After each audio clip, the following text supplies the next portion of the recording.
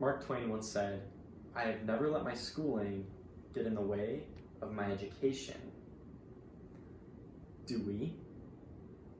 All of us here at college care about getting an education, otherwise we wouldn't be here. And to an extent we care about school. I'm assuming that no one here wants to flunk our classes. But what Mark Twain is getting at is that sometimes we let the man-made system of school interfere with the God-given goal of education. Joseph Smith said that whatever principle of intelligence we obtain unto in this life will rise with us in the world to come. So my message today is that college is far more than the coursework and academics. We must stop pouring out our blood, sweat, and tears over petty points and daunting deadlines. Rather, we need to focus on the most valuable part of our education, which will come through experience-based learning outside of the classroom.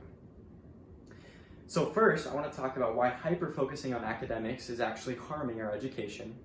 And then second, I'll talk about why experience-based learning is the antidote. Aiming for the A is dangerous because it hinders our ability to remember the concepts we learn and to apply them. Last summer, I was at an internship and I had just come off of a really good semester of business classes. I got all A's, yet when I got to this internship, I quickly found out I had forgotten literally everything that I had supposedly just aced a couple months previously.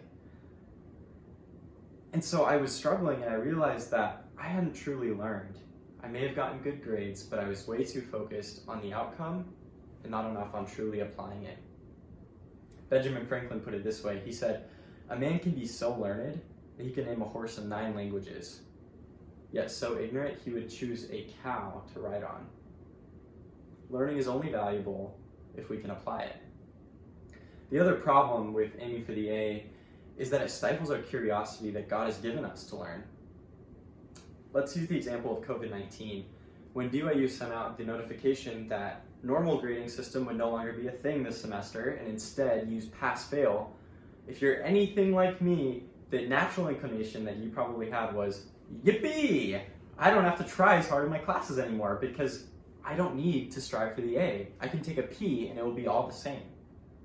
But how wrong is that? It tells me that we're not curious and hungry to learn anymore. And that the school system has kind of wrangled us to think that grades are all that matters. President Worthen, in talking about experiential learning, taught that experience connects theory with application. In other words, when we do things with our hands or see things with our eyes, it allows those principles to truly become part of us, and we remember them, we know how to apply them. President Worthen also said that it's a celestial skill set to learn through experiences. When I think about what it means for experiential learning to be a celestial skill set, I immediately thought of this speech. I could pray and ask God to help me get 100% on this final speech. But I think what he would want a lot more is for me to be able to go forth from this speech and to give 15 more powerful and poignant speeches the rest of my life, rather than give me that 100% on this speech. That's experiential learning. And really, I could get into the details of what it means to learn outside of the classroom. Anything from side gigs and side projects to internships and research with a professor. That's for another speech. The message today is we need to think more about what that means for you. What does it mean to get outside of the classroom and learn by doing and seeing?